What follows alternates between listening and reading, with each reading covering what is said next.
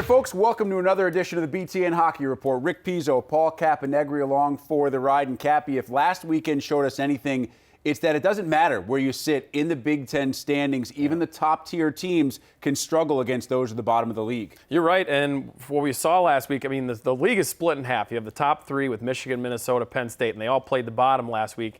And one game, they all had a pretty good time with it, and then the other, you saw the teams on the bottom show character and get wins or ties or one-goal games. It was really tight, and those teams are not showing that they're going away anytime soon. Here is a recap of what took place last weekend inside the Big Ten. All conference games. Minnesota at Ohio State. Game 1, Minnesota wins in overtime. Penn State throttles Michigan State in the opener. Same thing for Michigan against Wisconsin. But on Saturday, as Paul talked about, all these games are tighter. Penn State, a shootout win on Saturday night. Minnesota, another one-goal win over Ohio State. And Michigan and Wisconsin also go to a shootout, the extra point being picked up by the Wolverines.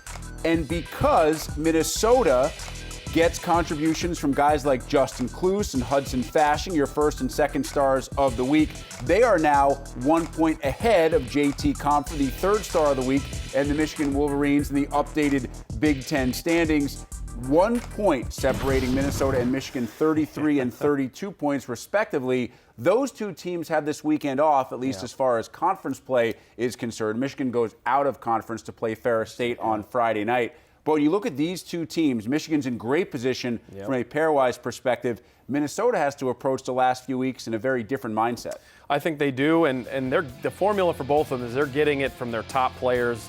Kloos and Fasching now are kind of getting into the rhythm of, they're getting into where that CCM Michigan line is, where they're scoring 2-3 goals a game. They're shorthanded goals. They both have 3 apiece, which is amazing.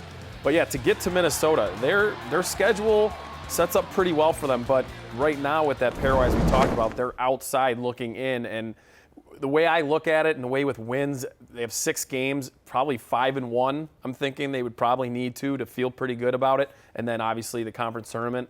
Now, obviously, there's different ways. Win the tournament as well. But I think you'd like to have the mentality, whereas Michigan kind of already knows they're already in. And again, that computerized formula, very tough to decipher because it depends on how teams you played earlier in the year finish up their seasons as well. But certainly, Minnesota and Michigan starting to pull away as far as at least the Big Ten regular season title is concerned. Penn State sits in third, but they are 6 points behind Michigan for second. They're 7 points behind Minnesota for first place, and Penn State returns home this week. And remember, the Nittany Lions home-away schedule, it was front-loaded with home games. So now, this weekend against Ohio State, it's their last home series of the weekend, so they know how important it's going to be to try to pick up, if not 5, maybe 6 points against Ohio State. Anything less than that, Cap, and you have to think they drop in the pairwise. I think so.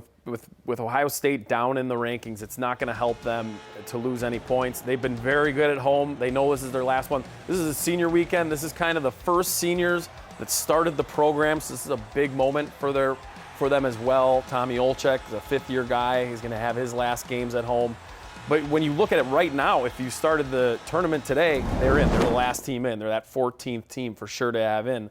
But a lot like Minnesota, with 6 games to go, you're looking at 4 to 5 wins probably if you want to have that breathing room, maybe, so to speak, before the tournament. Yeah, Nittany Lions do have next weekend off, then they finish up with back-to-back road series at Wisconsin, at Michigan. You do not want to be hanging your hat on an at-large bid last weekend of the season, needing to pick up extra points on the road against Michigan at Yost. Meanwhile, a very different scenario for the 3 teams at the bottom of the standings, Ohio State, Michigan State, Wisconsin. They know the only chance they have to get to the NCAA tournament is to win the automatic bid that comes along with the Big Ten Tournament Championship. I had the opportunity to talk with Wisconsin head coach Mike Eaves earlier in the week and ask him specifically that. Does he coach his team to have a different mindset when they know there's only one path to keep playing?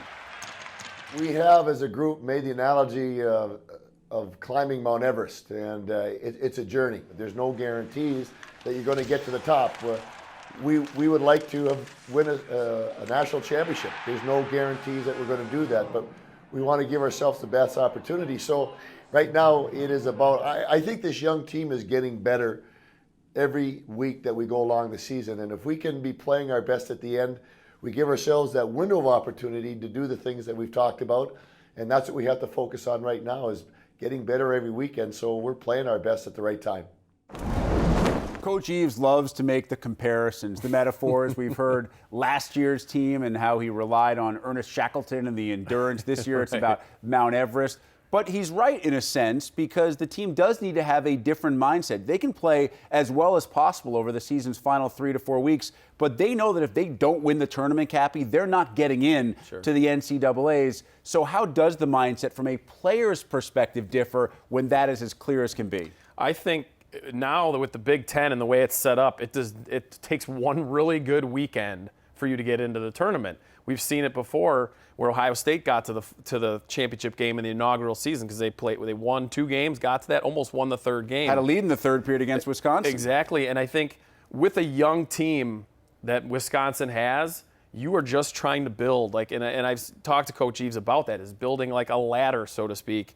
And with these young guys, if they start winning, they outplayed Michigan a lot of parts of that game last week. That's going to give them confidence going into more games, and then you start winning some more. This weekend they're against Michigan State. Same thing for them. They're a veteran team, and I think that's the same thing that Tom Manassas could speak to them about is, hey, we know this group can put it together for one weekend at the end. If we build to that, we could be in good shape and have a chance. We've seen all 3 of these teams with goaltending performances that can steal games in the series. Christian Fry did it for Ohio State a couple of years ago. Jake Hildebrand has done it his entire career. Yep. And Matt Jarusic, just a freshman for Wisconsin, but he has been terrific for the Badgers. Yes. Be very interesting 3rd annual Big Ten Tournament Championship back at the XL Center in St. Paul. Who claims the 2016 Big Ten auto bid into the NCAA Tournament?